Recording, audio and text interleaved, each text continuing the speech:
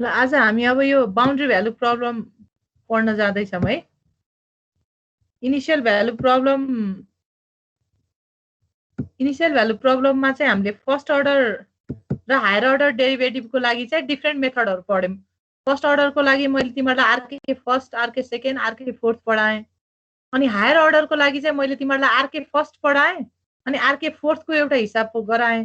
त्यस पछाडि चाहिँ मैले तिमीहरूलाई आरके सेकेन्ड मैले अहिले पढाइनँ, मैले चाहिँ बाउन्ड्री भ्यालु प्रब्लम पढाउँदाखेरि यो आरके सेकेन्डलाई त्यहीँ एड्रेस गर्छु भनेको थिएँ कि, किनभने हाम्रो सिलेबसमा आरके थर्ड भन्ने चाहिँ पोलिगन मेथड चाहिँ छैन। त्यसकारण अब हामीले पढ्न पर्ने चाहिँ त्यो तीनटा मेथड हो, युलर्स, ह्युन्ज र आरके फोर्थ। युलर्स भनेको आरके फर्स्ट, ह्युन्ज भनेको आरके सेकेन्ड, आरके फोर्थ भनेको क्लासिकल मेथड पनि भन्छ। अनि यो फोर्थ भनेको चाहिँ एउटा पोइन्ट क्याल्कुलेट गर्नको लागि चारवटा स्लोप लिएर त्यसको एभरेज गर्ने हुनाले त्यो स्लोपको आधारमा यसको नाम फर्स्ट, सेकेन्ड, थर्ड, फोर्थ रहेको हो कि। अब बाउन्ड्री भ्यालु प्रब्लम हेरौँ है हामी। बाउन्ड्री भ्यालु प्रब्लम भन्ने बित्तिकै तिमीहरूलाई थाहा छ हामीलाई बाउन्ड्रीको कन्डिसन्सहरू हामीलाई चाहिँ गिभन हुन्छ। बाउन्ड्री कन्डिसन थाहा छ भने त्यस्तो प्रब्लमलाई हामीले बाउन्ड्री भ्यालु प्रब्लम भन्छ। भनेको इनिसियल र फाइनल कन्डिसन हामीलाई सबै गिभन हुन्छ, हामी बाउन्ड्री भित्रको कतै केही निकाल्न पर्यो अथवा त्यहाँ एनालाइसिस गर्नु पर्यो भने चाहिँ बाउन्ड्री भ्यालु प्रब्लम अनुसार हामीले गर्छौँ। किनभने कन्डिसनै कस्तो हुन्छ, इनिसियल भ्यालु प्रब्लम भनेपछि तिमीलाई एक्स नट थाहा थियो, वाइ नट थाहा थियो, अनि तिमी नेक्स्ट पोइन्ट अगाडि बढ्थ्यौ। बाउन्ड्री भ्यालु भनेको के हो, तिमीलाई सुरुको र अन्तिम पोइन्ट थाहा हुन्छ, त्यस अनुसार तिमी अगाडि बढ्छौ है। यो बाउन्ड्री भ्यालु प्रब्लम पनि दुईवटा मेथड छ है गर्नको लागि। बाउन्ड्री भ्यालु प्रब्लम सल्भ गर्नको लागि न्युमेरिकल मेथड्समा दुईवटा टेक्निक्सहरू छ। एउटालाई सुटिङ मेथड भन्छ, मैले त्यहाँ सुरुमा देखाएको छु। अर्कोलाई फाइनाइट डिफरेन्स मेथड भन्छ नेमिङ गर्दाखेरि। यो फाइनाइट डिफरेन्स मेथड हामीले नेक्स्ट क्लासमा पढ्छौँ। आज यो सुटिङ, मैले तिमीहरूलाई सुटिङ मेथड पढाउँछु है। यो सुटिङ मेथड चाहिँ कस्तो छ भन्दाखेरि अलिकति थोरै फाइनाइट डिफरेन्स मेथड भन्दा यो अलि बढी लेन्दी पनि छ र मैले आज सेलेक्ट गरेको हिसाब चाहिँ 2 इटरेसन गर्ने खाले छ, त्यही भएर यो त्यसै पनि अलि लेन्दी छ के। त्यही भएर यो स्टार्टिङबाटै गर्न बस्नु। यो हिसाब फाइनलसम्म गर्यो भने चाहिँ सुटिङ मेथड सोध्यो भने तिमीले जुनसुकै पनि गर्न सक्ने हुन्छ। यो हिसाबलाई सुरु गरेर लास्टसम्म कम्प्लिट गर्यो भने, किनभने इम्पोर्टेन्ट पनि छ। च्याप्टर 6 बाट मैले भनिहालेँ कि सुटिङ मेथड बाउन्ड्री भ्यालु प्रब्लमतिरबाट प्राय क्वेसन आइराखेको हुन्छ। अनि कहिलेकाहीँ दुईटा क्वेसन आइदियो भने एउटा बाउन्ड्री भ्यालुतिरबाट आउँछ, एउटा चाहिँ इनिसियल भ्यालुको आरके फोर्थ नै प्राय सोधिराखेको हुन्छ। आरके फोर्थको कि हायर सोध्छ कि चाहिँ फर्स्ट अर्डर सोधिराखेको हुन्छ है। अब हेर त, बाउन्ड्री भ्यालु प्रब्लम भनेको कस्तो भन्दाखेरि लेट डिफाइन गरौँ अथवा एजुम गरौँ भनेर मैले एउटा लाइन जस्तो देखाउनलाई बाउन्ड्री देखाइरहेको छु। हेर त, एक्स नट ए छ अरे, एक्स एन बी छ, बाउन्ड्रीका भ्यालुहरू के। वाइ नट सी छ, वाइ एन डी छ। बाउन्ड्री कन्डिसन तिमीलाई सबै गिभन छ। बाउन्ड्री भ्यालु भनेको त्यही होइन र। हामीलाई बाउन्ड्रीको पहिला के हुन्थ्यो, इनिसियल भ्यालुमा एक्स नट थाहा हुन्थ्यो, एक्स एन तिमीलाई थाहा हुन्थ्यो, वाइ नट थाहा हुन्थ्यो, तर वाइ एन तिमीलाई थाहा हुँदैन थियो के। वाइ एन तिमीले पत्ता लगाउँथ्यो। यहाँ चाहिँ के हुन्छ भन्दाखेरि एक्स र वाइका सबै भ्यालु तिमीलाई बाउन्ड्रीका कन्डिसन सबै गिभन हुन्छ। त्यो बाउन्ड्री, त्यस्तो प्रब्लमलाई हामीले बाउन्ड्री भ्यालु प्रब्लम भनेर भन्छौँ है। अब सुटिङ मेथडमा चाहिँ यो जेड नटलाई लेट ई भनेर मैले माथि लेखिरहेको छु। यो कारण के हो भन्दाखेरि स्लोप चाहिँ हामीले सुटिङ मेथडमा चाहिँ यो जेड नट भनेको त स्लोप हो, हामीलाई थाहा छ नि। जेडलाई हामीले स्लोप भन्दै मानिराखेका छौँ। जेड भनेको फेरि के मानेका छौँ, योभन्दा अघिल्लो क्लासमा गर्दा डिवाई बाई डिएक्स भनेको जेड मानेका छौँ। त्यही आधारमा यो सिम्बल जेड जताततै मैले पढाउँदा त्यही नै मानेको हो। त्यही भएर जेड भनेको डिवाई बाई डिएक्स हो, स्लोप हो भनेको। किनभने हायर अर्डर भन्ने बित्तिकै त हामीलाई तीनवटा पोइन्ट त के हुनु पर्यो, एक्स हुनु पर्यो, वाइ हुनु पर्यो, डिवाई बाई डिएक्स पनि थाहा हुनु पर्यो। हो, डिवाई बाई डिएक्स चाहिँ हामीले लेट गर्ने, सुटिङ मेथडले भन्छ लेट ई भनेर स्टार्ट गर्ने। लेट ई भनेर अनि हामी अगाडि बढ्ने भन्छ है सुटिङ मेथडले। अब सुटिङ मेथड गर्नको लागि पनि के गरिन्छ भन्दाखेरि चाहिँ फर्स्ट बाउन्ड्री भ्यालु प्रब्लमलाई चाहिँ हामीले इनिसियल भ्यालु प्रब्लममा कन्भर्ट गर्छौँ। इनिसियल भ्यालु प्रब्लममा कसरी कन्भर्ट गरिने रहेछ, इनिसियल भ्यालु भनिसके पछाडि त तिमीलाई हायर अर्डर हो भने इनिसियल भ्यालु भनिसके पछाडि तिमीलाई एक्स वाइ र वाइ ड्यासको भ्यालु पनि तिमीलाई थाहा हुनुपर्छ। इनिसियल भ्यालु भनेको त्यही हो नि, इनिसियल कन्डिसन त सबै थाहा हुन्छ। एक्स थाहा हुनु पर्यो, वाइ थाहा हुनु पर्यो, डिवाई बाई डिएक्स पनि तिमीलाई गिभन हुनु पर्यो। तर बाउन्ड्री भ्यालु प्रब्लम भनेको के हो, इनिसियल र फाइनल मात्र थाहा हुन्छ। र बाउन्ड्री भ्यालु कन्डिसनमा तिमीलाई स्लोप थाहा छैन, जेड दिए छैन भने पनि तिमीले जेडलाई लेट गर्छौ। जेडलाई लेट गरेर मान्ने भनेको तिमीलाई तीनटै पोइन्ट थाहा छ भनेर अब तिमी सुरु गर्छौ। भन्न खोजेको बाउन्ड्री भ्यालु प्रब्लमलाई पनि फर्स्टमा तिमीले इनिशियल भ्यालुमा कन्भर्ट गर्छौ, त्यस पछाडि जुनसुकै आरके मेथड लगाएर सल्भ गर्न सकिन्छ है। गर्न चाहिँ ह्युन चाहिँ किन लगाउने भन्दाखेरि आरके फर्स्ट युज गरियो भने यसमा बढी इरर छ। अस्ति मैले तिमीलाई एनालाइसिस गर्नु त्यही क्वेसनलाई भनेको थिएँ। त्यो हेर्दाखेरि के थाहा हुन्छ भन्दाखेरि आरके फर्स्ट युज गर्दाखेरि इरर बढी आउँछ, किनभने एउटा पोइन्ट प्रिडिक्ट गर्नको लागि एउटा स्लोपले मात्र एजुम्सन होइन कि त्यही स्लोपले ड्र गर्दाखेरि जहाँ छुन्छ त्यही नै नेक्स्ट पोइन्ट हो भनेर स्टार्ट गरिन्छ नि त। त्यही भएको हुनाले युलर्स युज गर्दाखेरि बढी इरर हुन्छ। आरके फोर्थ युज गर्दाखेरि एकदमै लेन्दी हुन्छ, ठुलो हुन जान्छ। त्यही भएको हुनाले बीचको आरके सेकेन्ड युज गरौँ भनेर ह्युन्ज युज गरिन्छ नर्मली। त्यही हो, नत्र जुन युज गर्दा पनि हुन्छ है गर्न चाहिँ। तर बुकहरुमा जताततै ह्युन्जै युज गर्ने चलन छ, त्यही भएर ह्युन्जै युज गरेर गर्छौँ है हामीले। अनि यो तलको एउटा यो ग्राफ जस्तो फिगर हेर त पहिला यो सुटिङ बुझ्नको लागि। इलिस्ट्रेसन अफ सुटिङ मेथड्स भनेर लेखेछु है। यो चाहिँ मैले बीएस ग्रेवालको होइन, अर्को हाम्रो बालागुरु स्वामीको किताबबाट लिएको फिगर हो है। यहाँ के भनेछ भन्दाखेरि हेर त, बाउन्ड्री भ्यालु प्रब्लम भनेको क्वेसनमा तिमीलाई के गिभन हुन्छ, एक्स नट तिमीलाई गिभन हुन्छ कहाँनिरको, अनि फेरि एक्सएन गिभन हुन्छ। यो त दुइटै गिभन हुन्छ, हामीलाई थाहा छ नि। अब हेर है, तिमीलाई फेरि बाउन्ड्री भ्यालु प्रब्लम भनेको एक्स मात्र होइन, वाइ पनि गिभन हुन्छ के। वाइ एक्स पनि त तिमीलाई थाहा हुन्छ नि, बाउन्ड्री भ्यालुमा हुँदैन। जस्तो मैले माथि हेर त, एक्स नट भनेको ए, वाइ नट भनेको सी तिमीलाई थाहा छ अरे, एक्सएन भनेको बी, वाइएन भनेको डी तिमीलाई थाहा छ भने नि, यो त तिमीलाई कन्डिसन गिभन हुन्छ त्यहाँ। अब तिमीले के गर्ने भन्दाखेरि यो ए भनेको पोइन्ट भनेको, सुन है, यो ए भनेर जुन मैले फिगरमा देखाइरहेको पोइन्ट भनेको x nought comma y nought comma z nought भन्ने पोइन्ट हो अरे। एक्स नट र वाइ नट त तिमीलाई गिभन हुन्छ, जेड नट तिमीले लेट गर्छौ। लेट गरिसकेर यो ए भनेको पोइन्टमा तिमी बस्छौ हो।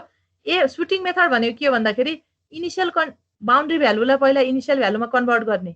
इनिशियल भ्यालुमा कन्भर्ट गरिसके पछाडि एक्स नट तिमीलाई, x nought y nought z nought तिमीलाई थाहा हुन्छ भनेको ए भन्ने पोइन्ट तिमीलाई पत्ता लाग्छ, किनभने इनिशियल भ्यालु प्रब्लम भनेको स्टार्टिङको पोइन्ट सबै थाहा हुनुपर्छ। ए तिमीलाई थाहा हुन्छ। ए थाहा भइसके पछाडि तिमीले एमा बसेर सुट गर्छौ कि अननोनली सुट गर्छौ कि यही नै हो नेक्स्ट पोइन्ट भनेर। सुट गर्ने भनेको के हो, स्लोप तानेर यो वाइ एक्सको प्यारलल यो लाइन एक्सएन, जस्तो कि तिमीलाई वाइएन पत्ता लगाउनु छ, बुझ है। X nought y nought z nought तिमीलाई थाहा छ, तिमी वाइएन कति हो भनेर पत्ता लगाउन खोज्दैछौ अथवा जेडएन पत्ता लगाउन खोज्दैछौ। नर्मली पत्ता लगाउनको लागि चाहिँ योभन्दा अगाडि पनि मैले भनेछु है, वाइएन हामीले पत्ता लगाउने हो, जेड भनेको स्लोप हो, जेड भनेको कतिखेर चाहिन्छ नेक्स्ट पोइन्ट फेरि अर्को पत्ता लगाउनको लागि, अर्को वाइ पत्ता लगाउनको लागि अघिल्लो जेड थाहा हुनुपर्छ, अनि मात्र पत्ता लाग्छ इनिशियल भ्यालु प्रब्लममा। त्यो भएको हुनाले तिमीलाई ए थाहा छ भने, ए त इनिशियल कन्डिसन हो, तिमीलाई थाहा छ भने एमा बसेर तिमीले स्लोप तान्छौ, सुट गर्छौ के। सपोज गर एमा बसेर मैले एकपटक सुट गरेँ अरे, सुट गर्दाखेरि यो माथिको हेर है, direction of shooting M2, am भनेको हामीले स्लोप भनिराखेका छौँ हो, जहिले पनि स्लोपै भनेर सपोज गरेका छौँ। एमआई इक्वल्स टु जेडआई भनेको छौँ, एम भनेको जेड भनेको पी भनेको हाम्रो स्लोप हो भनिराखेका छौँ है। अब हेर त, तिमीले एमा बसेर एकपटक सुट गर्यौ अरे, खास हुनपर्ने बी हो। सुन है, तिमीलाई एक्स नट गिभन हुन्छ, वाइ नट गिभन हुन्छ, एक्सएन गिभन हुन्छ, वाइएन गिभन हुन्छ। वाइएन भनेको यहाँ बी हो, यो मैले एजुम्सन गर्दाखेरि यो फिगरमा वाइएन भनेको बी हो। तर तिमीलाई इनिशियल कन्डिसन बाउन्ड्री भ्यालु भनेपछि त तिमीलाई बी पनि गिभन हुन्छ। तर तिमीले सुरुमा यसलाई सुटिङ मेथडमा के गर्ने भनेको छ भन्दाखेरि बाउन्ड्री भ्यालुलाई इनिशियल भ्यालुमा कन्भर्ट गर्ने। इनिशियल भ्यालुमा कन्भर्ट गर्ने भनेको तिमी ए तिम्रो पत्ता लाग्छ, ए भन्ने पोइन्टमा बसेर अब तिमीले सुट गर्यौ अरे, सुट गर्दाखेरि फर्स्टमा सुट गर्दा B2 तिमीले पत्ता लगायो है। अब B2 आइसकेपछि त आउन पर्ने त बी हो, तिमीले सुट गरेको त मिलेन नि, तिमीले अननोनली हो नि सुट गर्ने भनेको त। यतिकै तिमीले र्यान्डमली सुट गर्यौ, कुनै एउटा स्लोप तिमीले आफैले एजुम्सन गर्यौ भनेको जेड तिमी आफैले सेलेक्ट गर्ने हो, लेट गर्ने भनेको छ।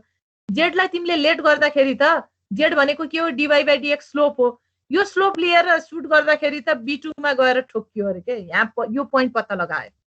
अब B2 त होइन, एन्सर त बी हो भन्ने हामीलाई थाहा छ भनेपछि फेरि के गर्न पर्यो, त्यो सुट गरेको मिलेन नि, फेरि तिमी के गर्न पर्यो, त्यही पोइन्टमा बसेर अर्को सुट गर्न पर्यो।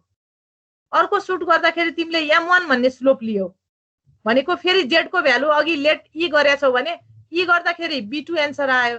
अब आउन पर्ने त B हो, त्यही भएर तिमीले के गर्यो फेरि लेट एक्ट भनेर अर्को जेड फेरि तिमीले गेस गर्यो भनेको अर्को स्लोप लियो, अर्को स्लोप लिएर सुट गर्यो अरे B1 आयो। अब सुटिङ मेथडले के भन्छ भन्दाखेरि दुई पटक त मिनिमम सुट गर्न पर्यो। तिमीले दुई पटक सुट गरिसके पछाडि दुईवटा फाइनल पोइन्ट निकाल्छौ, त्यो फाइनल पोइन्टहरु B1 र B2 हो भने सुटिङ मेथडले एउटा फर्मुला दिएको छ करेक्ट जेड नट निकाल्ने। यो करेक्ट जेड नट निकाल्ने फर्मुला अहिले मैले स्क्रिन यता फर्काउँदा नेक्स्ट स्क्रिनमा यहाँ हेरिराखेको छौ है स्लाइडमा। करेक्ट जेड नट भनेको कस्तो भन्दाखेरि तिमीले दुई पटक सुट गर्नै पर्छ। दुई पटक सुट गरिसकेपछि आएका डिफ्रेन्ट प्यारामिटरहरूलाई लिएर हामीले करेक्ट जेड नट चाहिँ एउटा फर्मुलाले दिएछ सुटिङ मेथडको।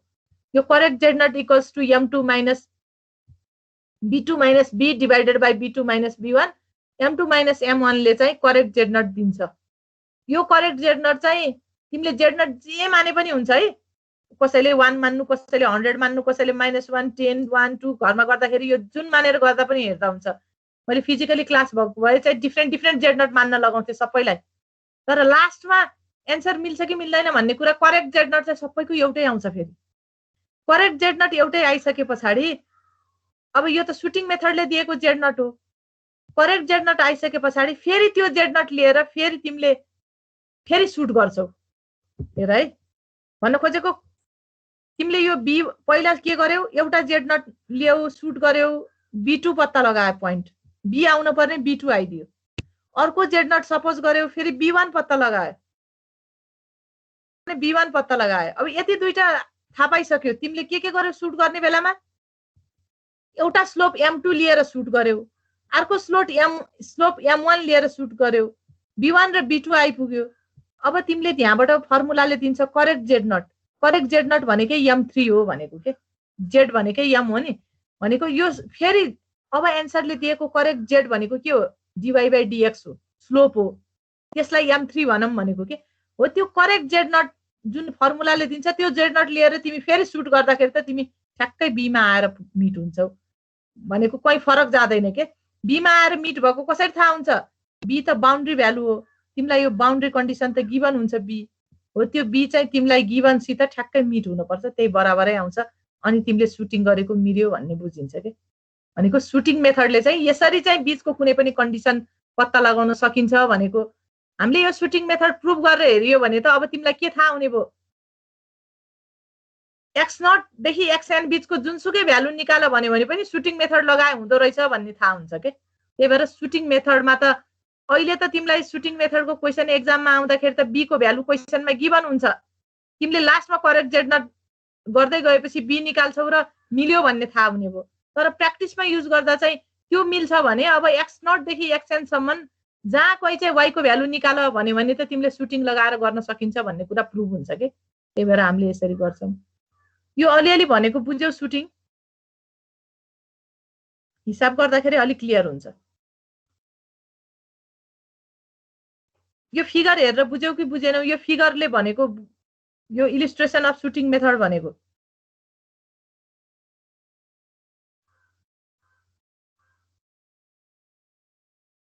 मैले बोलेको त सुनिराखेको छौ? हजुर म्याम बुझेछ। अलिअलि बुझेछ के अरे है, आधा बुझेको भयो नि हुन्छ। अब बुझ्न मन लाउनेले चाहिँ सबैले यो हिसाब सुरु गर, मैले यो हिसाब लास्टसम्म तिमीहरूलाई गराउने भन्नेमै त्यसरी नै तयारी गरेको छु है। अनि यो एउटा हिसाब तिमीहरूले गर्यौ भने चाहिँ एक्जाममा सुटिङ मेथड जुनसुकै आयो भने मैले अलि लेन्दी नै क्वेसन लिएछु, एक स्टेपमा सल्भ हुने लिए छैन के। यहाँभन्दा लामो त अहिलेसम्म आएको छैन क्वेसन, योभन्दा लामो त आउने कुरा पनि हुँदैन अब, किनभने 8 मार्क्सको क्वेसनलाई कति टाइममा सक्ने भन्ने हुन्छ। यो 8 मार्क्समा आउने क्वेसन हो। ल यो क्वेसन सारा सल्भ, यो यति भनेर क्वेसन मात्र सारा त पहिला। मलाई चाहिँ यो फेरि पहिल्यैदेखि बालगुरु स्वामीको किताबबाट यो सुटिङ मेथड एउटा चाहिँ है, सुटिङ मेथड चाहिँ यतैबाट हेर्दाखेरि मलाई सजिलो लागिराखेको भएर मैले यही मेथड गराएको छु। यो गर्यो भने फेरि ह्युन्सको फर्मुला पनि सम्झिने भयो, दुईटै कुरालाई भयो के। अब ह्युन्स सोधिदियो, हायर अर्डरमा ह्युन्स लगाऊ, आरके सेकेन्ड लगाऊ भनेर क्वेसन आइदियो भने पनि सुटिङ जानेपछि त दुईटै काम भयो के।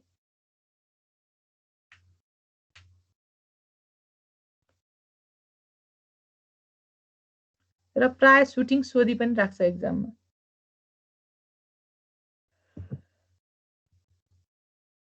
यो क्वेसनमा मैले स्टेप साइज 1 भइदिएको भए हामीलाई सजिलो हुन्थ्यो, एकै इटरेसनमा आउँथ्यो, त्यति लेन्दी जस्तो हुँदैन। यो त 6 पटक गर्न पर्छ कि तिमीहरूले, 6 वटा इटरेसन गरेपछि यो हिसाब सकिन्छ।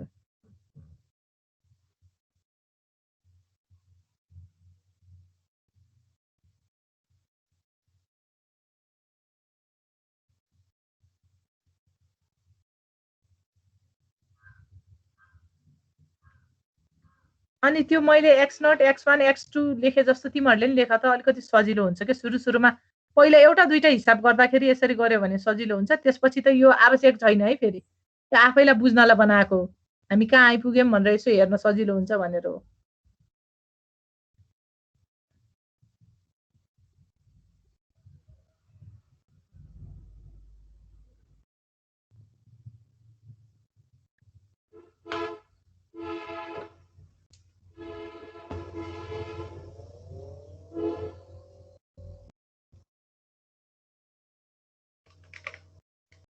अर्को हप्ता पछि एउटा क्लासमा कि अर्को हप्तामा हाम्रो यो कोर्स च्याप्टर 7 भ्याइन्छ है। च्याप्टर 7 मा पनि कहिले त दुईटा हिसाब मात्र पढाउने यताउता हुन्थ्यो। मैले चाहिँ 5-7 केही नभए चारवटा टाइप्स चाहिँ मैले पढाउने गरेको छु मिनिमम पनि। त्यो पढाएपछि अबको अर्को हप्ता र सायद एउटा क्लास अथवा त्यसमा भ्याइन्छ। त्यसपछि हामी ल्याब गर्छौँ है। त्यस पछाडि मैले ल्याब अनि तिमीहरूलाई अब एसेसमेन्ट जस्तो टेस्ट जस्तो केही गराउँछु। त्यसको लागि चाहिँ तयारी बस्नु। ल्याब चाहिँ अब दसैँ पछाडि हुन्छ होला त्यो एसेसमेन्ट टेस्ट जस्तो चाहिँ। अनि तिमीहरूको एसाइनमेन्टहरू चेक गरेर रिटर्न गर्ने ती कामहरू म त्यो दसैँको यो कोर्स भ्याइए पछाडि। अनि तिमीहरूले नबुझेको यताउता केही कसो हुन्छ भने त्यतिखेर हेर्छौँ। अनि हामी ल्याब गर्छौँ, अलिकति क्लास चाहिँ ल्याब गराउँछु। एउटा क्लास मैले गराउँछु, त्यस पछाडि तिमीहरूले गरेर मलाई बुझाउनु पर्छ। अनि मैले एउटा अल्गोरिदमको कपी बनाइराख्नु, अल्गोरिदम लेख्नु पनि भनेको थिएँ। त्यो चाहिँ म पछाडि फेरि लास्टमा माग्छु है। अब मङ्सिरमा यहाँ आउने भइयो भने किन त्यो फोटो खिच्दै पिडिएफ हाल्न पनि तिमीहरूलाई धेरै टाइम लाग्छ। त्यतिखेर हेरौँला। त्यो चाहिँ त्यो हिसाबको एसाइनमेन्टहरू मात्र पठाउनु। अब त्यस्तो वातावरण भएन भने चाहिँ अब फेरि त्यो पठाउनु पर्ने हुन्छ। अल्गोरिदम चाहिँ ल्याबहरुको मात्रै हो? होइन, मैले सबैको भनेको थिएँ नि। जस्तो हामीले सुरुको क्लासको लेख्यौँ, अनि पछाडि त मैले अल्गोरिदम लेखाइन। यी बोलेका प्रोसेस जति सबै अल्गोरिदम हुन्। अल्गोरिदम त तिमीले हिसाब जानेपछि बुझिसकेका हुन्छौ। अनि फेरि अल्गोरिदम भनेको त एउटा र मान्छेले बुझ्ने किसिमको, जसले पनि लेम्यानले पनि हेऱ्यो भने स्टेप बाई स्टेप प्रोसेस हो। त्यही भएर सोर्स कोड जसरी स्युडो कोड जसरी लेख्न आवश्यक छैन के। तिमीले जस्तो बुझ्छौ त्यसरी लेख्न सकिन्छ के।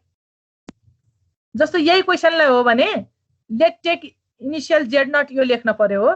अब सुरुमा त के हुन्छ, तिम्रो चाहिँ फर्स्ट स्टेप भनेको त तिमीले चाहिँ अब लेट इरर क्राइटेरिया यति भनेर डिफाइन गर्छौ हो। त्यस पछाडि यो हिसाब सुरु गर्नको लागि, आजको सुटिङ मेथड सुरु गर्नको लागि let initial guess be z nought भन्छौ तिमीले। त्यहाँबाट तिमीले अनि गिभन तिम्रो के हुने भयो, एक्स नट वाइ नट, अब जेड नट सबै हामीलाई नन हुने भयो। त्यस पछाडि त अब डु ह्युन्ज मेथड अथवा डु आरके सेकेन्ड अर्डर भनेर अब तिमीले त्यसमा फर्मुला लेख्छौ। त्यसरी लेख्न सकिन्छ भने के अल्गोरिदम भनेको तिमीले कोड जसरी लेख्न परेन, स्टेप बाई स्टेप प्रोसेस हो। मैले हेर्दा पनि बुझ्न पर्यो, अर्को कोही व्यक्ति आएर हेरेछ भने पनि यो पछि यो पछि गर भनेको बुझ्ने हो। त्यसरी लेख भनेको के अल्गोरिदमलाई लेख्नको लागि धेरै उ गर्नु पर्दैन। जसले हिसाब गर्न जानिसकेका हुन्छ, यो पछि यो भनेर, जस्तो तिमीहरूले साथीलाई सिकाउने बेलामा आफूले बुझ्ने बेलामा यो पछि यो गर्ने भनेर स्टेप भनिन्छ, त्यही स्टेपलाई लेख्ने मात्र हो त। यस्तै लेख्नुपर्छ भन्ने छैन के। जस्तो गस इलिमिनेसन गर्ने बेलामा पनि डु ब्याकवर्ड सब्स्टिट्युसन भनेपछि त्यो सकियो के। अनि त्यो गरिसके, ब्याकवर्ड सब्स्टिट्युसन गरिसके पछाडि हामीले के पत्ता लगाउँछौँ, फर्स्ट जेड आउँछ अनि त्यस पछाडि वाइ आउँछ अनि एक्स आउँछ भनेर लेख्न सकियो के। त्यसरी लेख्ने हो। एउटा दुईटा हेर न, सुरुमा लेखाएको छु त एउटा दुईटाको त्यति फर्मुला चाहिँ लेख्न पर्यो। फर्मुला डु भनेर अब यी कामहरू फर्मुला त लेखिन्छ, ह्युन्ज मेथडको पनि लेखिने पर्यो। करेक्ट जेड नटको फर्मुला यो भन्ने कुरा त्यसमा आउँछ भित्र, तर अरू सिन्ट्याक्स मिल्न पर्दैन भन्यो के। ल हेर है, तिमीहरूलाई यो लाइन जस्तो तानेर लेख पनि भन्यो नि। क्वेसन हेर त पहिला, क्वेसनले के भनेको छ फर्स्टमा, हायर अर्डर हो भन्ने कुरा देख्यौ। y double dash equals to 6x भनेर लेखेछ हो क्वेसनले, तिमीलाई गिभन छ यस्तो। अब यसलाई सल्भ गर अरे, सुटिङ मेथड लगाएर सल्भ गर, तिमीलाई कन्डिसन के छ हेर त, y1 equals to 2 and y2 equals to 9, take step size 0.5 हो। यति यसरी आएको हुन्छ क्वेसन है। यसले के भन्यो भन्दाखेरि इनिशियल कन्डिसन के रहेछ, x को भ्यालु 1 छ एउटा, x को भ्यालु 2 छ अर्को। क्वेसन हेरेर देख्यौ तिमीहरूले, x को भ्यालु 1 भनेको इनिशियल हो, त्यही त भयो, x को भ्यालु 2 भनेको फाइनल हो। भनेपछि यो इनिशियल र फाइनल भनेको हाम्रो बाउन्ड्री हो। त्यही भएर हामीले अहिलेसम्म के मानेछौँ, इनिशियल x को पोइन्ट भनेको x0 मानेछौँ। त्यही भएर मैले के भने x0 1 हो। अब स्टेप साइज 0.5 लियो भने बित्तिकै x1 भनेको 1.5 हुन गयो, x2 भनेको अब के हो 2 हो, यही हामीलाई गिभन छ। अब बाउन्ड्री भ्यालु भनेको के हो, तिमीलाई y को भ्यालु पनि गिभन हुन्छ के, y x इक्वल्स टु 1 हुँदा y को भ्यालु 2 अरे भनेको y नट इक्वल्स टु 2 पनि तिमीलाई गिभन छ, yn इक्वल्स टु 9 पनि तिमीलाई गिभन छ। बाउन्ड्री भ्यालु हो, सबै कन्डिसन गिभन हुन्छ। अब सुटिङ मेथडले चाहिँ के भन्छ भन्दाखेरि, यो सुटिङ मेथड तिमीलाई गिभन क्वेसन त यति हो। अब यस्तो हो भने हामीले पहिला बाउन्ड्री भ्यालुलाई इनिशियल भ्यालुमा कन्भर्ट गर्ने अरे। अब हेर त यो हायर अर्डर हो भने, सुन है, हायर अर्डर हो भने तिमीलाई चाहिँ x गिभन छ, सुनको भ्यालु के x0 गिभन छ, y0 गिभन छ भने अब यही स्टेपमा हेर त, इनिशियल भ्यालु होस्, इनिशियल भ्यालु प्रब्लम भन्ने बित्तिकै के हो, हामीलाई इनिशियल कन्डिसन सबै थाहा हुनुपर्छ, तर तिमीलाई z0 त गिभन छैन नि। यहाँ फर्स्ट बाउन्ड्री भ्यालुलाई इनिशियलमा कन्भर्ट गर भन्छ यसले, त्यस पछाडि इनिशियल भ्यालुको कुनै एउटा मेथड लगाऊ अरे। इनिशियल भ्यालुका मेथडहरू के छन्, आरके फर्स्ट सेकेन्ड र फोर्थ छ, हामी ह्युज लगाउँछौँ भनिसके। अब इनिशियल कन्डिसन त तिमीलाई z0 त गिभन छैन नि, y ड्यास गिभन छ, z0 z भनेकै y ड्यास हैन, बुझिरहेछौ यो भनेको। हामीले इनिशियल अस्ति हायर अर्डर डेरिभेटिभ पढ्दाखेरि के गर्यौं, हायर अर्डरलाई फर्स्ट अर्डरमा कन्भर्ट गर्ने भन्यौं। फर्स्ट अर्डरमा कन्भर्ट गर्नलाई के गरिन्थ्यो, let y dash equals to z भन्थ्यौं नि, हो त्यो y dash equals to z suppose गरेपछि y डबल ड्यास भन्ने कोही पनि रहँदैन, अनि z ड्यास इक्वल्स टु केही आउँछ, त्यसलाई फंक्सन अफ g मानेथ्यौं। प्रोसेस त त्यही हो। भनेपछि फर्स्टमा इनिशियल कन्डिसन, इनिशियल भ्यालु प्रब्लममा यसलाई कन्भर्ट गर्ने। इनिशियल भ्यालुमा कन्भर्ट गर्दा त अस्ति त इनिशियल भ्यालु प्रब्लममा त y ड्यास हामीलाई क्वेसनमा गिभन हुन्थ्यो नि, भनेको यो z0 को भ्यालु गिभन हुन्थ्यो के, तर बाउन्ड्री भ्यालुमा त्यो गिभन हुँदैन। त्यही भएर सुटिङ मेथड लगाउनुको कारण के हो त, तिमीले लेट z0, यो स्लोप लेट कुनै केही पोइन्ट होला भनेर तिमी आफैले स्लोप सपोज गर्छौ के, 1 2 3 4 100 जति तिमीले सपोज गर्न पनि सक्छौ। सुटिङ मेथड भनेकै त्यही हो। अननोनली हामीले चाहिँ z0 गेस गरेर हामी अगाडि बढ्दै गयौं भने कहीँ न कहीँ पुगिन्छ, र सुटिङ मेथड फलो गरियौं भने हामी करेक्टली चाहिँ हामीले कुनै पोइन्ट प्रिडिक्ट गर्न, नेक्स्ट पोइन्ट प्रिडिक्ट गर्न सक्छौं भन्छ के। अब यहाँ के गर्ने अरे भन्दा यो क्वेसनले चाहिँ लेट तिमीले एउटा z0 सपोज गर्ने, सपोज गरेपछि त स्टेप साइज त हामीलाई धेरै दिएछ, दुईटा दिएछ, तिमीलाई y2 भनेको 9 आउन पर्यो के। तिमीले z0 लाई सपोज गरेर z0 तिमीले 1 सपोज गर्यौ, स्लोप 1 सपोज गर्यो भने अब तिमीले सुट गर्छौ, अघि यो ग्राफमा भने जस्तो a मा बसेर अब तिमीले अननोनली सुट गर्यौ अरे, ठ्याक्कै b मा सुट गर्दा मिट हुन पर्ने हो। कतिखेर मिट हुन्छ त, जतिखेर तिमीले लिएको z0 चाहिँ एकदम करेक्ट सपोज गर्छौ, जस्तो तिमीले गेस गर्दैको z0 र एक्चुअल z0 एउटै भइदियो भने त तिमी पहिलो चोटीमै y2 इक्वल्स टु 9 तिम्रो एन्सर आइहाल्छ, सकिहाल्यो त्यो भनेको। तर अननोनली सुट गर्दा त पहिलो चोटीमै 9 आउँछ भन्ने छैन नि, 9 भन्दा माथि आउन सक्ला, तल आउन सक्ला। हो यो 9 भनेको b हो, 9 भन्दा माथि कुनै भ्यालु आउला, तल कुनै भ्यालु आउला, यिनलाई b2 र b1 भनेको हो। सुटिङ मेथडले के भन्छ भन्दा एउटा z0 सुरुमा सपोज गर्ने, सपोज गर्दै गएर y2 पत्ता लगाउने। अब y2 पत्ता लगाइसकेपछि चाहिँ 9 आए त ठिक छ, 9 आएन भने ठिक छ, जे आउँछ आउँछ। फेरि के गर्ने, नेक्स्ट स्टेपमा अर्को z0 सपोज गर्ने, फेरि क्याल्कुलेसन गर्ने, गर्दै जाँदाखेरि अर्को कुनै पोइन्ट आउला हो। अब त्यो b2 र b1 आइसक्यो भने त करेक्ट z0 को फर्मुलाले अब नयाँ z0 दिन्छ अरे के, त्यो फर्मुलाबाट निकालिन्छ, र त्यो z0 राखेर फेरि सल्भ गर्दा ठ्याक्कै y2 इक्वल्स टु 9 आउँछ। यही नै हो सुटिङ मेथड हो। यो गर्ने बेलामा चाहिँ तिमीलाई यहाँ y2 पत्ता लगाउन त तिमीलाई के चाहिन्छ, इनिशियल भ्यालु हो x1 y1 z1 थाहा हुनुपर्छ। y1 र z1 त हामीलाई थाहा छैन, तर y1 र z1 भन्दा अगाडि त के छ, x0 y0 z0 छ। भनेपछि यही काम डबल गर्न पर्ने भयो, किन, स्टेप साइज सानो भएको हुनाले। अब तिमीले के गर्छौ, z0 एउटा लेट गर्छौ, लेट गरेपछि y1 पत्ता लगाउँछौ, यो त पत्ता लाग्छ, हामीलाई थाहा छ। अब y1 मात्र पत्ता लगायो हुन्थ्यो, तर z1 पनि चाहियो। किनभने हामी y2 सम्म पुग्न पर्ने छ। त्यही भएर यो स्टेप दोहोऱ्याउँदै जाने। ल अब यता हेर है, यो स्टेप गर्नको लागि चाहिँ फेरि मेथड भनेको ह्युन्ज युज गर्ने भनेको छु। ह्युन्जको फर्मुला यो अस्ति मैले तिमीहरूलाई लेखाएको थिएँ। अब त्यो अर्को स्लाइडमा कपीमा तिमीहरूको छैन होला। यति ह्युन्जको फर्मुला पहिला लेख त। यो साइडमा कतै एउटा पानामा लेखिराखे पनि हुन्छ, यो हेर्दै क्याल्कुलेसन गर्दै गर्नु पर्यो। अहिले त हामीलाई याद छैन। यो ह्युन्जको फर्मुला एउटा लेख, अनि हामी हिसाबतिर सुरु गर्छौँ। यो ह्युन्ज मेथडको फर्मुला अस्ति मैले लेखाएको छु है।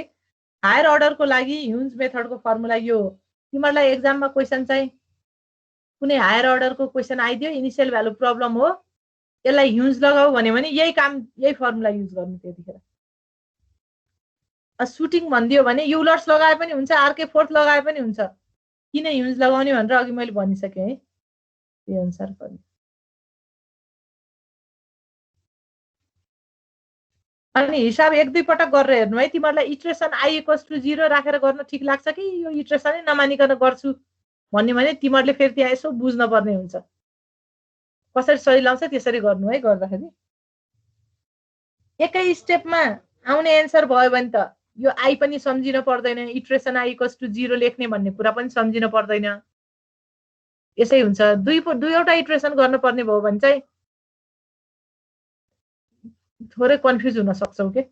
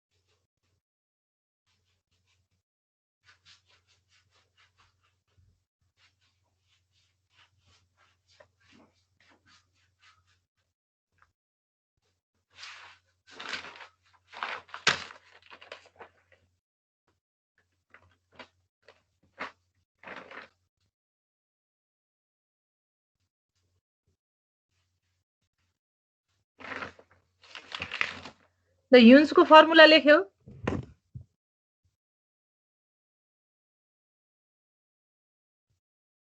लेखेँ म्याम।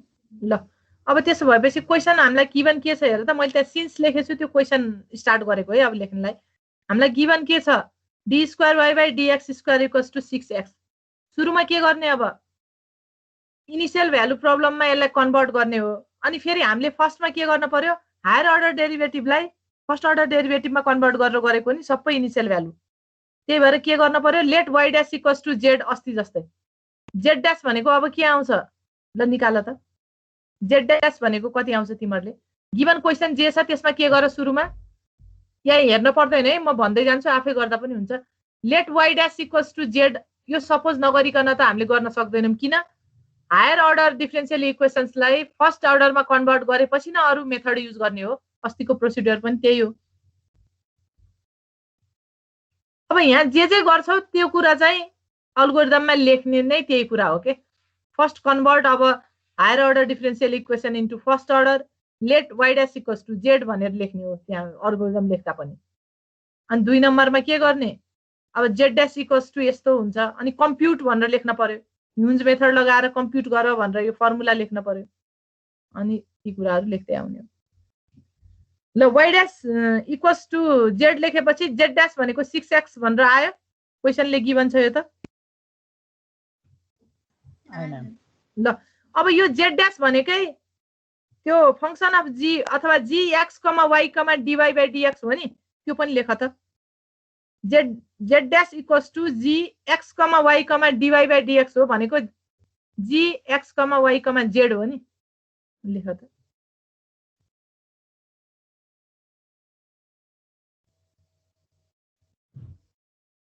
त्यो भनेकै 6x हो। अब तिमीहरूले यसो क्वेसन हेरेर याद गर्यौ भने पनि एक्जामको क्वेसनहरुमा यस्तो फंक्सनहरु हायर अर्डर डेरिभेटिभको क्वेसनमा लामो फङ्सन दिँदैनन् के, क्यालकुलेसन गर्न अलिक गाह्रो हुने हुनाले छोटो छोटै हुन्छ। यहाँ त 6x मात्र छ। अब हेर है, फर्स्ट हामीले के गर्न पर्यो, अब इनिसियल भ्यालु प्रब्लममा कन्भर्ट गर्नको लागि त हामीलाई x नट थाहा हुनुपर्छ, y नट थाहा हुनुपर्छ, z नट थाहा हुनुपर्छ। x नट र y नट त क्वेसनमा गिभन छ अघि। x नट कति दिएको छ भन त? अब त्यो लेख, गिभन के छ, x नट 1 छ लेख, y नट कति छ? 2 छ लेख, 2 लेख। अब हेर है यहाँ, अब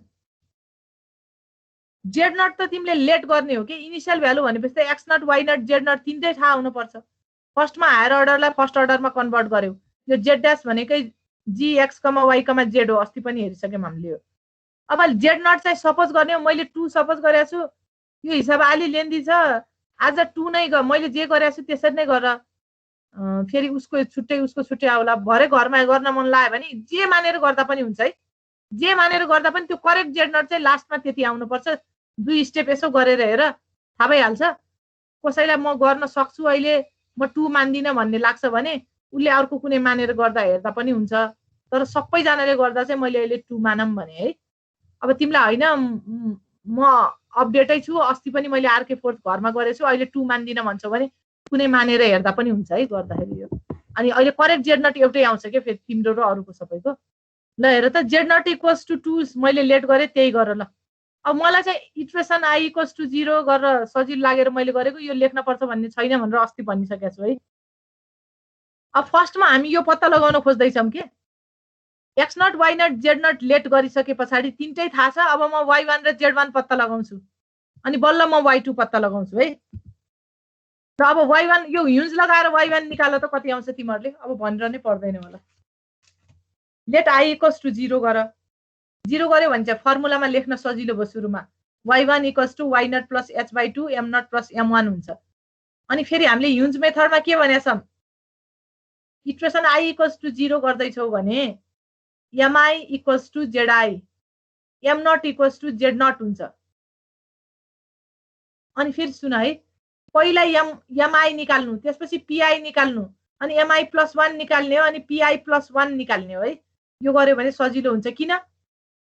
किन भन्दाखेरि mi भनेको zi हो, zi को युज pi मा हुन्छ, pi को युज चाहिँ mi प्लस 1 निकाल्दा हुन्छ, mi प्लस 1 को युज भनेको फेरि pi प्लस 1 निकाल्दा हुन्छ के। यो हिसाब गर्दा बुझिने कुरा हो। त्यही भएर अनि म एक लाइन पनि भनेर छोड्छु है, यो pi प्लस 1 भनेको चाहिँ जेड निकाल्दा मात्र चाहिन्छ के, वाइ निकाल्नलाई त्यो चाहिँदैन फेरि। ल अब y1 कति आउँछ निकाल त, बुझेछौ कि छैनौ? यो y1 करेक्ट निकाल्न सक्छौ कि सक्दैनौ? y1 र z1 निकाल त ल फर्स्ट इटरेसनको लागि। अनि बुझेछौ कि बुझे छैनौ त्यहाँनिर थाहा हुन्छ।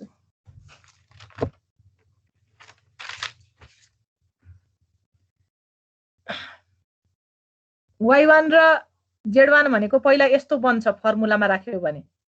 अब तिमीलाई y नट र z नट त थाहा छ, y नट गिभन छ, z नट लेट गरेको छौ, h पनि तिमीलाई दिन्छ क्वेसनमा, थाहा नै हुनु पर्यो। थाहा नभएको के हो, m not m1 p not p1 भनेपछि यो 4वटा पत्ता लगाउनु पर्यो तिमीले। त्यो पछि त y1 र z1 आउँछ। m नट भनेको कति आयो भन त? 2 हो। कसरी? z nought m nought mi equals to zi हुन्छ। इटरेसन 0 गर्दैछौ, m nought equals to z nought. ठिक छ, 2 आयो। अब p नट कति आयो?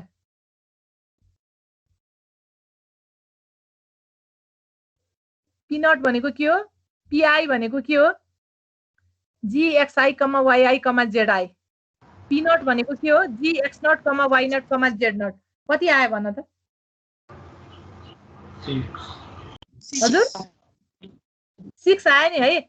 अब तिमीहरूले यसो याद लायो भने यो एक्स नट र y nought z nought calculate पनि गरिरहनु पर्दैन के।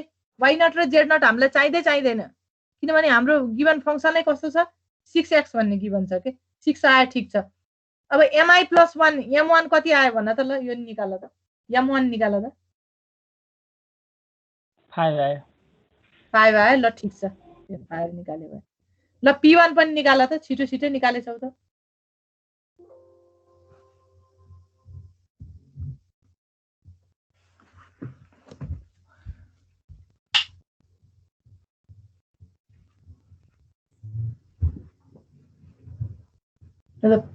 PI + 1 अथवा P1 के यो इटरेसनको लागि PI + 1 अथवा P1 9 आयो है। ल ठीक छ। अब एउटा कुरा भन्छु है, मैले अगाडि यो स्क्रिन लछु, एकपटक स्क्रिनमा हेर त। तिमीलाई यो m का कन्टेन्ट निकाल्दा त केही फरक परेन। m को कन्टेन्ट भनेको त mi भनेको zi हो, mi + 1 भनेको तिम्रो चाहिँ zi + h/2 pi + pi + 1 हो। अब तिमीलाई यो p निकाल्ने बेलामा चाहिँ फंक्सन अफ यो g के x, y, z चाहिने हुन्छ के। एकपटक यहाँ हेर त है, pi + 1 भनेकोमा p1 भनेको हेर त। pi + 1 p1 भनेको के हो भन्दाखेरि यो हेर त स्क्रिनमा, यहाँ मैले त्यो काटे भन्दा तल हेर है। pi + 1 भनेको यो इटरेसन i = 0 को लागि p1 भनेको यो भनेको g x1, खास त यस्तो हो नि, x1, y0 + h * z0, z0 + h * p0 हो नि। फर्मुला अनुसार यो हो। अब हेर त तिमीलाई यदि function g x, y, z अथवा क्वेशनमा गिभन के y double dash equals to एकछिन सपोज गरौँ है 6x + y + z अथवा यस्तो कुनै फंक्सन बनिदियो भने चाहिँ तिमीलाई त्यतिखेर यो x, y, z पोइन्ट कुन कुन राखेर यो फंक्सनल भ्यालु निकाल्ने होला भन्नको लागि x भन्ने पोइन्ट चाहिँ x1 हुँदो रहेछ, y भन्ने पोइन्ट त्यो स्लोप ड्र गर्ने बेलामा y भन्ने पोइन्ट चाहिँ y0 + h * z0 क्याल्कुलेट गर्दा जुन आउँछ त्यो चाहिँ y कोअर्डिनेटको पोइन्ट रहेछ। अनि यो z को पोइन्ट भनेको z0 + h * p0 रहेछ भन्ने हुन्छ र यो तीनटा पोइन्ट आइसके पछाडी अनि तिमीले फंक्सनमा राख्छौ। अब यहाँ त 6x भएको हुनाले यी y र z त हामीले क्याल्कुलेटै गर्न पर्दैन के, त्यो चाहिँ गर्दा जानिन्छ हेर्दा है। अब तिमीहरूले निकालेछौ भने त बुझिसकेका छौ, ननिकालेकालाई भनेको pi + 1 p1 भनेको 9 आयो हो। y1 र z1 यति नै आयो, मैले निकाले जति निकाल त। ल अब एकैछिन है, फेरि तिमीहरूको यो भनेको कहाँ हो भन्दा तिमीहरू यहाँ बीचमा आइपुग्यौ। अब x1 1.5 हुँदा y1 र z1 त्यो 3 point something र 5 point something निकाल्यौ। अब निकाल्ने त y2 हो के, तर z2 हामीलाई निकाल्न पर्दैन है। यही भनिराखेको मैले पटक पटक, z2 किन निकाल्न पर्दैन किनभने हामीलाई यो भन्दा अगाडि जाऊ भनेको छैन क्वेशनले के। त्यही भएर y2 निकाल्नको लागि x1 y1 z1 भए पुग्छ, z2 त अगाडि जानको लागि चाहिने हो, त्यही भएर पर्दैन भनेको। र अब के गर्ने फेरि इक्वेसन i = 1 गरेर y2 निकाल त। ल यति आउँछ कि आउँदैन तिमीहरू फटाफट क्याल्कुलेट गर त। i = 1 राखेर अब अघिकै प्रोसेस हो के, y2 निकाल्न छ, z2 निकाल्न छैन। किन z2 निकाल्न छैन, हामी त्यो भन्दा अगाडि जानु छैन। त्यही भएर y2 = के हुन्छ फर्मुला लेख। तिमीलाई त्यतिखेर m1 र m2 मात्र चाहिन्छ, अरु सबै त छ तिमीसित। अनि मैले अघि भनेको छु नि m1 भनेको के हो, m1 = z1 हुन्छ।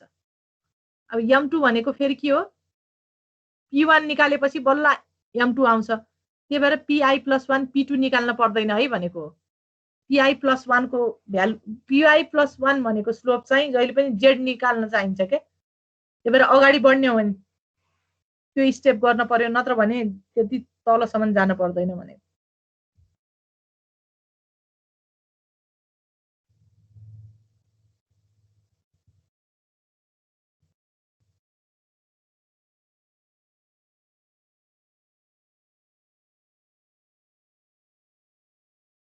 y2 यहाँ मैले निकाल्दा 7.75 आछ है, तिमीहरूले गर्दा कति आउँछ हेर त।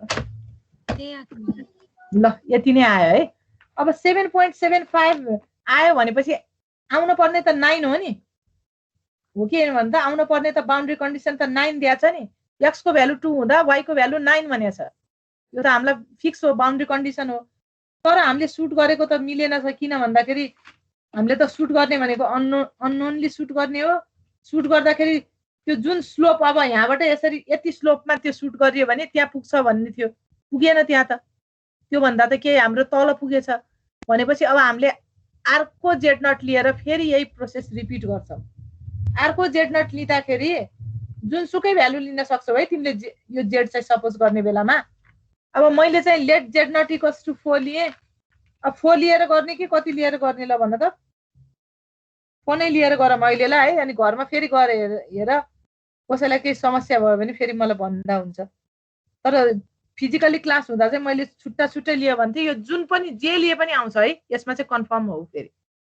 ल अब अर्को गरौँ त। Let z nought equals to 4 गर र यही काम फेरि रिपिट गर्ने सुरुबाट। अब y1 र y2 कति आउँछ यो निकाल्दै जाऊ तिमीहरूले। म सोध्दै जान्छु है तिमीहरूलाई फेरि। Let z nought equals to 4 लेख्यौ, यहाँसम्म आइपुग्यौ, त्यो सँगसँगै जान पर्यो नि। Z not 4 लेख्यौ। रङ भयो भनेर कसो थाहा पाएको रे? यता हेर न, तिम्रो लास्टमा y2 को भ्यालु त 7.75 आयो नि, आयो। x इक्वल्स टु 2 हुँदा y को भ्यालु 7.75 निकालेनौ तिमीले? क्वेशनमा हेर त, क्वेशन हेर, स्क्रिन हेर त। x इक्वल्स टु 2 हुँदा त y को भ्यालु 9 भनेर गिभन छैन तिमीलाई? ए त्यो भयो। 9 आएको भए त सकिन्थ्यो नि। तिमीले अब यो स्लोप लियो अनि यसको एप्लिकेसन कस्तो भन्दाखेरि तिमीले त्यो स्लोप तिमीले ठ्याक्क स्लोप पत्ता लगायो भने त बाउन्ड्रीको भ्यालु तिमीलाई थाहा छ। स्लोप पत्ता लगायो भने त अब तिमीले त त्यो जेड नट अनुसार बीचको जुनसुकै पनि त त्यो स्लोप अनुसार फेरि जुनसुकै पोइन्ट पनि त पत्ता लगाउन सक्ने भयो नि स्लोप थाहा भइसके पछाडि त। भनेको मैले भनेको बुझ्यौ कि बुझेनौ? ल एकपटक यहाँ स्क्रिनमा हेर है। यो m3 भन्ने स्लोप चाहिँ एक्ज्याक्ट स्लोप हो नि। यो m3 पत्ता लाग्यो भने त अब सुन है, m3 पत्ता लाग्यो भने तिमीलाई x1 x0 देखि xn भित्र अनगिन्ती पोइन्टहरु छन्। ती पोइन्ट त तिम्रो आवश्यकता अनुसार तिमीले h फिक्स गर्छौ अथवा हाम्रो एप्लिकेसन अनुसार हामीलाई कस्तो चाहिएको छ हामीले h लाई हामीले सेलेक्ट गर्ने हो। h सेलेक्ट गर्यौ भने अब तिमीलाई यो स्लोप कतिको ढल्काउने स्लोप भन्ने कुरा तिमीलाई थाहा भयो भने अब x बाट माथि तिमीले लाइन तान्यौ भने त तिमीलाई y करेक्ट आउँछ कि आउँदैन भन त? यो भनेको बुझ्यौ कि बुझेनौ? हजुर हजुर हो त्यो हो के बाउन्ड्री भ्यालु भनेको त। अब बाउन्ड्री थाहा छ चाहिँ किन गर्ने भन्ने हुन सक्छ नि। बाउन्ड्री भ्यालु कन्डिसन अनुसार सुटिङ मेथडले सेटिस्फाई गर्यो भने त अब यही सुटिङ लगाएर त बीचको जुनसुकै भ्यालु पत्ता लगाउन सकिएन त नि। भनेको बुझ्यौ है? स्लोप थाहा भयो भने त बीचको कुनै पनि पोइन्ट त पत्ता लगाउन सकिने भयो नि त। m3 थाहा छ भने त x1 x2 x3 x4 x5 हुँदाखेरि y1 y2 y3 y4 y5 त करेक्ट पत्ता लाग्छ नि। भन्न खोजेको अब यहाँ बीचमा x0 र xn को बीचमा मैले एउटा कुनै पोइन्ट लिए ल x1 भनेर लिए भने x1 बाट माथि डट डट डट तान त m3 मा जहाँ छोइयो त्यही नै हैन y को भ्यालु त्यहाँ। बुझ्यौ है यो भनेको? हजुर हजुर त्यस्तो भनेको। ल अब जेड नट 4 लिम त नि। 4 लिएर सुरु गर त। ल सुरुबाटै सुरु गर त। जेड नट इक्वल्स टु 4 लियो। जेड नट इक्वल्स टु 4 लियो। म्याम सुन्नु न। हजुर पछिल्लो भ्यालु चाहिँ बढी लिन पर्छ। बढी लिन पर्छ, बढी नै लिन पर्छ भन्ने नि छैन है। गरेर एकपटक हेर यो। मैले अहिले ठ्याक्कै तिमीलाई यसै भन्न किन सकिन भन्दा यो मलाई क्लासमा गराउँदाखेरि पनि सोध्थे। सोध्ने बेलामा चाहिँ यति नै लिएर गर भन्थे। तिमीले यसो गर नि त। जेड नटलाई चाहिँ अब सुन है, एउटा पोइन्ट माथि एउटा पोइन्ट तल नआउँदाखेरि त्यो बी भन्दा माथि र तल आएन भने त तिमीले करेक्ट जेड नट निकाल्न मिल्छ कि मिल्दैन भन्ने कुरा त तिम्रो अहिले करेक्ट जेड नट आइसकेपछि थाहा हुन्छ नि। भन्न खोजेको सुन है, मैले तिमीलाई 4 लियो भने तिमीले 1 लियो अरे। 1 लियो भने त तल कतै आउला नि अथवा माथि नै कतै आउला 9 भन्दा माथि। त्यो आइदियो भने त तिम्रो करेक्ट जेड नट नआउन सक्छ नि। तिम्रो त्यो बाउन्ड्री भ्यालु भन्दा तल र माथि हुने गरी सुट गर्न पर्यो के।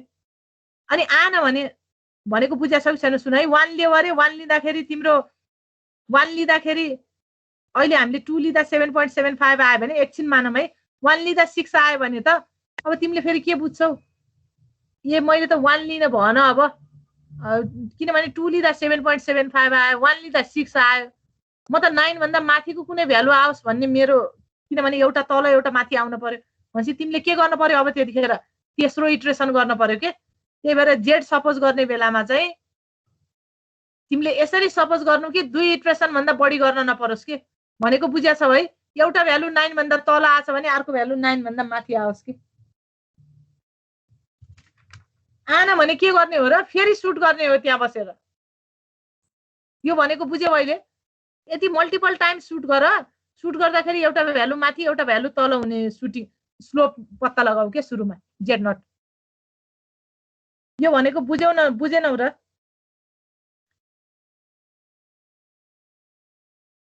यसो गर न फो गरेर निकाल अब म भन्छु है एउटा कुरा यसको करेक्ट स्लोप भनेको यो क्वेशनको करेक्ट स्लोप भनेको 3 point समथिङ आउँछ अघि 2 लियो भने अब 3 लियो भने पनि 9 आउँदैन के 8 point समथिङ आइदेला अरे 9 भन्दा तल आएन भने त फेरि अर्को स्लोप लिएर फेरि क्याल्कुलेसन गर्न पर्यो के तिमीले लास्टमा स्लोप लिँदा यसरी लिन सक्न पर्यो आफूले चाहिँ सोचेर यसरी लिन सक्न पर्यो कि एउटा बी भन्दा माथि आओस् एउटा बी भन्दा तल आओस् कि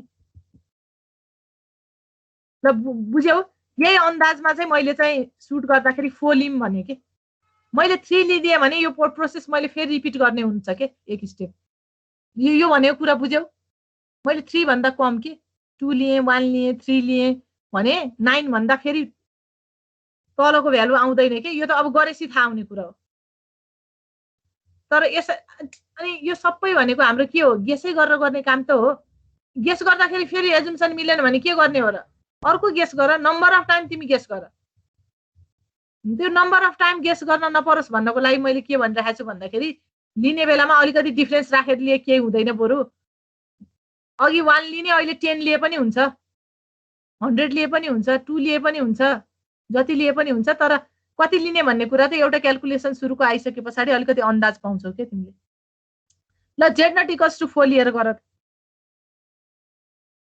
हो यो सबै विचार गर्नलाई चाहिँ घर यही क्वेशनलाई मल्टिपल टाइम यसो हेर न हेर्ने बेलामा के भयो र हाइट मैले 0.5 राखेर गराएको छु 1 लिएर गर न 1 लिएर स्टार्ट गर्दै यत्रो धेरै लेन्दी हुँदैन मैले 0.5 लिएर चाहिँ किन गराएको भन्दाखेरि जाँचमा लामै आछ क्वेशन भने पनि फेरि यो p1 p2 निकाल्दा कन्फ्युज हुन्छौ कि भनेर हो के जेड नट इक्वल्स टु 4 राख्दाखेरि ल भन त कति आयो यम तिमीहरुको जेड नट इक्वल्स टु 4 राख्दाखेरि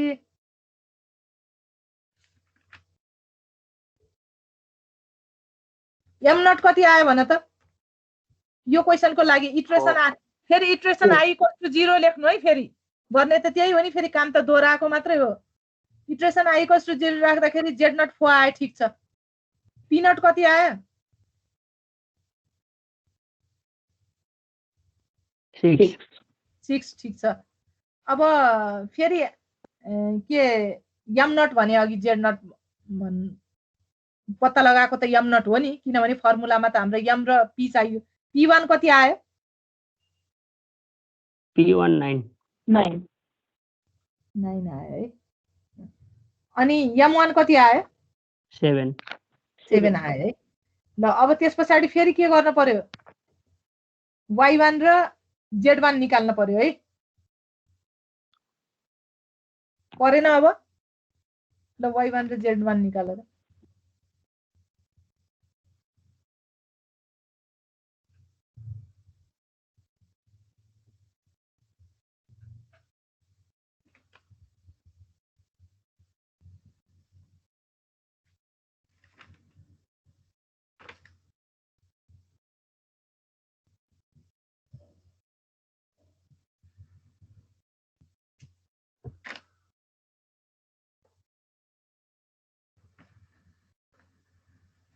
y1 कति आयो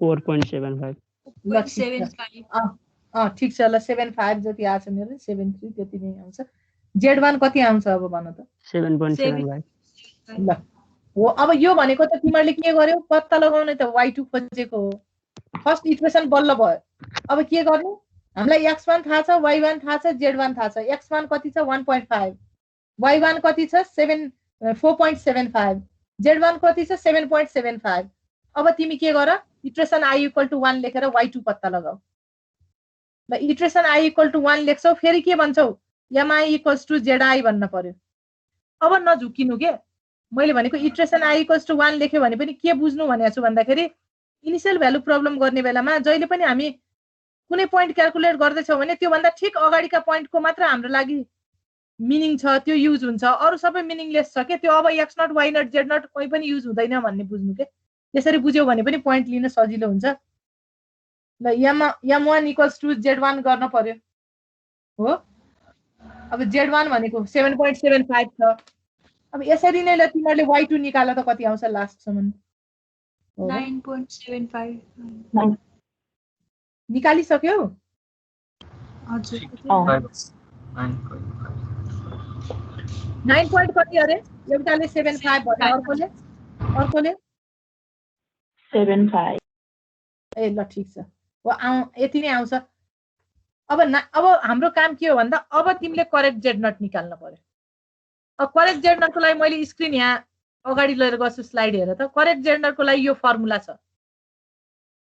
अब हेर है, अघि फर्मुलामा यी नोटेसन सबै मैले त्यहाँ लेख्दैछु। m2 भनेको सेकेन्ड जेड नट भनेको छु है। अब यो लेख्ने बेलामा चाहिँ के बुझ्नु, के कसरी गर्नु भन्दाखेरि b भनेको करेक्ट फाइनल भ्यालु भनेको छ। b भनेको करेक्ट फाइनल भ्यालु भनेको b भनेको y को करेक्ट फाइनल भ्यालु अरे भनेको y2 के। तिमीलाई दिएको b भनेको 9 हो है। अब b1 भनेको के भनेको छ भन्दाखेरि final value due to m1 भनेको छ, final value due to m2 भनेको छ नि हो। यो लिने बेलामा चाहिँ तिमीहरूले m1 यो b1 b2 लिने बेलामा यो b2 भनेको चाहिँ जहिले पनि ग्रेटर भ्यालुलाई लिनु, b1 भनेको स्मलरलाई लिनु के। 9 भन्दा तल र माथि माइनस गर्ने बेलामा चाहिँ त्यो याद राखेर गर्नु हो। त्यो b2 भनेको फेरि कुन हो त? तिमीले m2 स्लोप लिँदाखेरि आएको भनेको b2 हुन्छ के, m1 स्लोप लिँदाखेरि आएको भनेको b1 हुन्छ। त्यही भएर फर्स्ट मैले वहाँ फेरि झन् झुकाउला है, मैले वहाँ लेख्ने बेलामा चाहिँ वेयर अघिको स्लाइडमा के यहाँ हेर है, m2 भनेको सेकेन्ड जेड नट भन्दै छु नि। यो तिमीले मान्दाखेरिको सेकेन्डलाई लिए पनि केही फरक पर्दैन है। m1 भनेको जहिले पनि तल माथि केही फरक पर्दैन, किनभने b2 माइनस b1 छ भने यता m2 माइनस m1 छ, खासै फरक पर्दैन, केही पनि फरक पर्दैन के। यसलाई यसरी सजिलो तरिकाले बुझ्छौ भने पनि ठिक छ। अब होइन भने चाहिँ यो m2 स्लोप लिँदाखेरि आएको y को भ्यालु भनेको b2 हो, m1 स्लोप लिँदाखेरि आएको y को भ्यालु भनेको b1 हो। यसलाई फर्स्ट सेकेन्ड जुन भनेर लिँदा पनि हुन्छ, बुझ्न सजिलो हुने हुनाले m1 भनेको फर्स्ट जेड नट भनेको के। त्यही भएर ठुलो सानो भ्यालुमा झुक्किन पर्दैन भनेको। ल भ्यालु पुट गर त। अहिले पुट गर्ने बेलामा सोच्थ्यो होला यो अब यस्तो आए के गर्ने भनेर, त्यो फरक पर्दैन है। जस्तो कसैले पहिला 2 मान्न सक्छ, कसैले 4 मान्न सक्छ, अन्त त्यो फरक पर्दैन के। अनि मैले के भनेको छु फेरि, जसले जे माने पनि हुन्छ यो स्लोप। तिमीले पो अहिले 2 र 4 सबै 40 जनाले अहिले हिसाब गर्न बसेको भए 2 र 4 मानेछौ। 40 जनाले 40 वटा एजुम्सन मान्न सकिन्छ। 40 वटा मान्दा पनि करेक्ट जेड नट त एउटै आउँछ है फेरि सबैको। त्यो आउनै पर्छ, आउँछ पनि।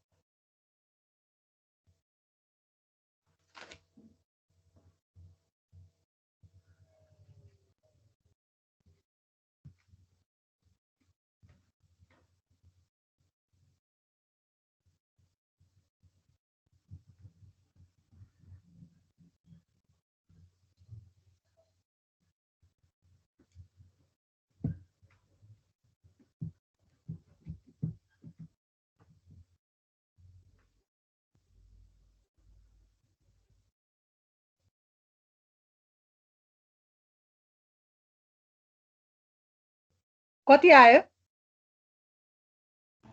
3.25 अब सबैको त्यति आयो गर्ने जतिको 3.25 आयो आयो अब एउटा कुरा तिमीहरू के क्लियर हो भन्दाखेरि जस्तो एकछिन म भन्छु सुन है तिमीले जस्तो तिमीहरू मध्ये कसैले गर्ने बेलामा 2 र 4 नै गरे मरे हामीले जस्तो तिमीले चाहिँ फर्स्ट जेड नट 2 मान्यौ साथीले फर्स्ट जेड नट चाहिँ 4 मान्यो अरे बुझिरहेछौ है फर्स्ट जेड नट 2 मान्दाखेरि चाहिँ साथीको 7.75 आयो भने अर्कोले त फर्स्ट जेड नट त 4 मानेको छ उसको 9.75 आयो भने ऊ पनि झुक्किन परेन है सबैले फर्स्ट जेड नट भनेकोमा तिमीले आफूले जुन मानेछौ त्यो राख्यौ भने केही फरक पर्दैन के मैले भनेको बुझिरहेछौ कि छैनौ b2 - b1 छ m2 - m1 छ त्यो जसरी पनि माइनस हुने हो माइनस माइनस काटी यताउता भइकन एन्सर त 3.75 नै आउँछ के जस्तो तिमीहरूले अहिले गर्ने बेलामा फर्स्ट जेड नट के राख्यौ भन त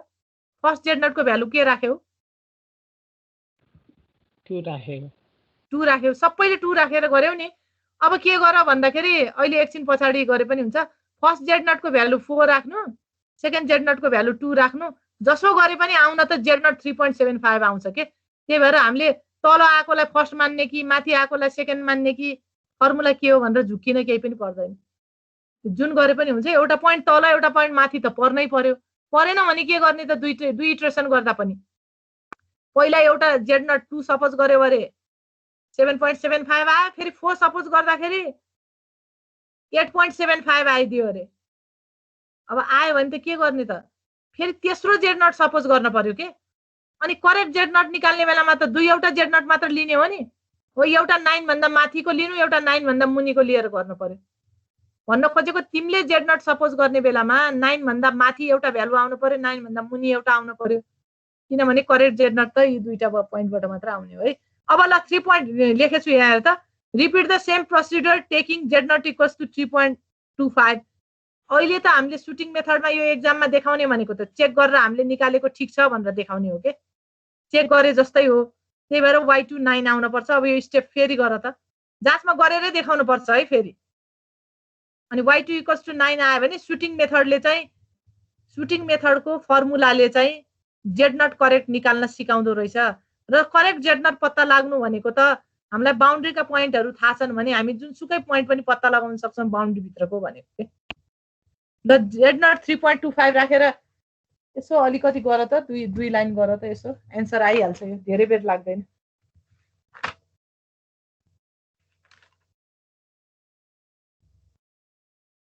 खासै लेन्दी पनि होइन गरेपछि त ल भन त एम नट कति आयो इटरेसन आई इक्वल्स टु 0 मा एम नट कति आयो 3.25 ल पी नट कति आयो 6 6 इन्टु एक्स नट को भ्यालु कति छ 1 हैन 6 आयो अब m1 कति आयो 6.25 अनि p1 9 तिमीले अहिले गरेको कि गरिसके थियौ यो हिसाब भर्खर गर्दै हो म्याम हो हजुर y1 पनि निकाल्यो भइसक्यो कति हो 4.375 तिमीले कहाँसम्म निकाल्यौ र मैले म्याम गरेर इटरेसन 2 सम्म y2 9 आयो हजुर हो ल ठीक छ तिमीहरू अरूहरूले नि गर्दैछौ ल गर त यो कम्प्लिट गर त y2 9 आउँछ हो यसैलाई बाउन्ड्री भ्यालु प्रब्लम भन्छ बाउन्ड्री भ्यालु क्याल्कुलेट गर्न पनि दुईवटा मेथड हुन्छ तिमीहरूलाई एक्जाममा बाउन्ड्री भ्यालु लगाएर क्वेसन सल्भ गर भनेर आयो भने यो नगर्नु लामो हुन्छ फाइनाइट डिफरेन्स एकदम सजिलो छ सानो थोरै एक स्टेप गरे पछाडि गस इलिमिनेसन जस्तै सिस्टम अफ लिनियर इक्वेसन्स बन्छन् अनि गस इलिमिनेसन लगाए पनि भयो तीनटा भन्दा बढी आयो भने ज्याकोबी सेडियल लगाएर गरे पनि भइहाल्छ अब सुटिङै भनिदियो भने चाहिँ यो गर्नै पर्यो y2 9 आउँछ कि आउँदैन अरू कसै एकजना अरू कसैले गरो त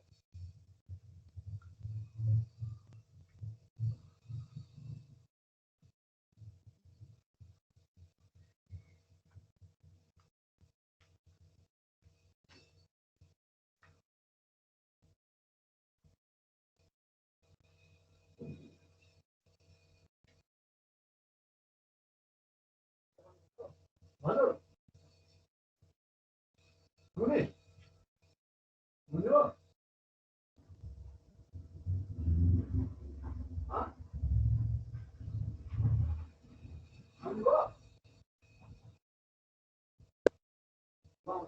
एउटा गर्यो भने अब एक्जामको क्वेसन यसो कि प्र्याक्टिस गर न एउटालाई आज यसो घरमा हेर जे मानेर गर्दा पनि हुन्छ केही फरक पर्दैन है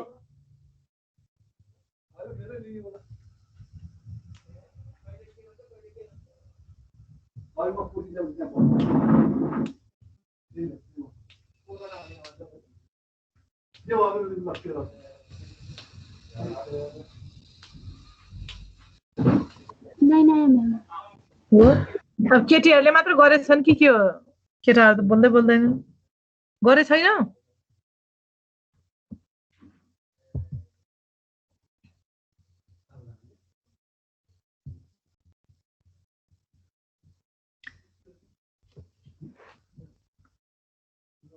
अनिस गरेछौ कि छैनौ गरे छैन यो गरिरहेको कुन मेथड लगाएर सल्भ गर्दैछौ भन त हजुर कुन मेथड आरके कुन लगाछौ कस्तो कुन मेथड यो क्वेसन यो क्वेसनलाई चाहिँ तिमीले आरके रुन्जे कुत्ताको कुन चाहिँ मेथड लगाएर सल्भ गर्दैछौ युजिङ भन्नु भएन अघि भर्खर हो ल तिमीले बन्द गर त म अर्कोलाई सोध्छु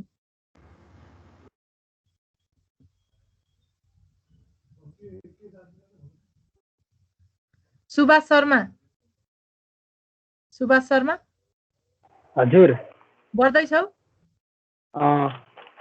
कति इटरेसन गर्यौ तिमीले मैले यो सेकेन्ड इटरेसन कति एन्सर निकाल्यौ सेकेन्ड इटरेसनमा सेकेन्ड इटरेसनको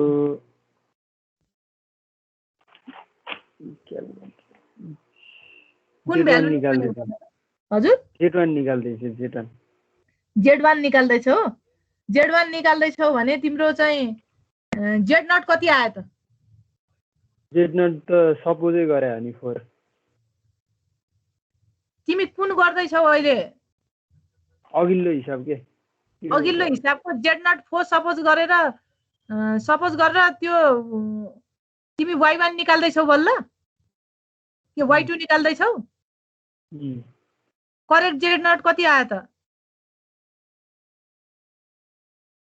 करेक्ट अब बल्ल निकाल्नु ए भनेपछि बिस्तारै गर्दैछौ तिमीले हेर्दैछौ त्यो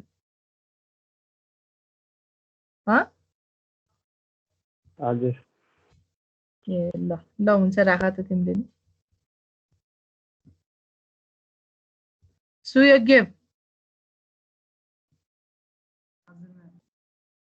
तिमी के निकाल्दैछौ नि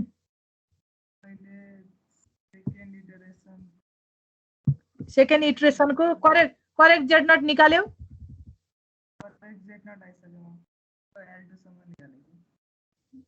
ए करेक्ट Z0 पछि केसम्म निकाल्यौ अरे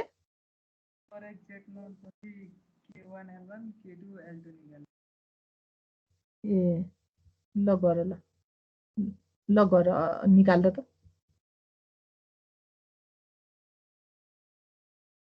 सोभियत सिंह यस मैम के निकालेछौ तिमीले भन त सेकेन्ड इटरेसनमा Z2 र Y2 सम्म Z2 किन निकाल्ने त नि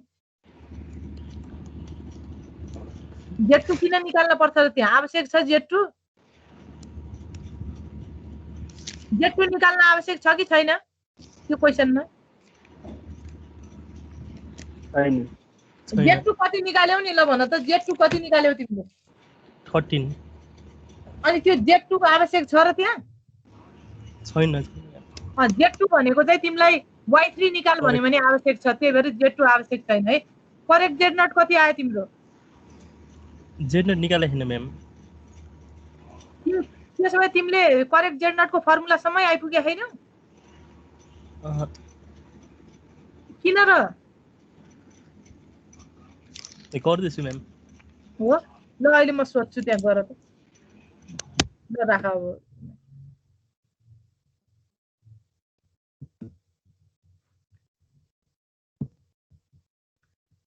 ल गरेको जतिले त यो जान्यौ है यो निकाल्न त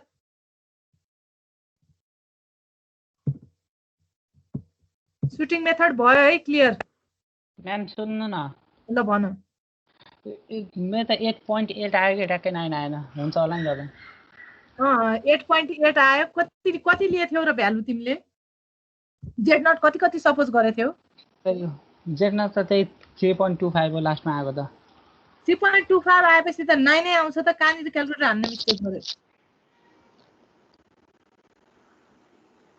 त्यसपछि तिम्रो कहाँनिर मिस्टेक भछ के बुझ्यौ अनि यसो जाँचमा चाहिँ अब त्यस्तो गर्दा गर्दै हतार भयो टाइम भएन 8.89 आयो भने लास्टमा 9 नै लेखेर छोड्दिनु एक्जाममा चाहिँ के क्याल्कुलेसन त सबै हेरिदैन त्यो चाहिँ तिमीले त्यो बुद्धि लगाउन पर्छ नत्र भने चाहिँ तिम्रो त्यहाँ मिस्टेक भएको हो कतै किनभने जेड नट 3.75 आउँदा मैले पनि गरेछु 9 नै आउँछ के बुकको हिसाब हो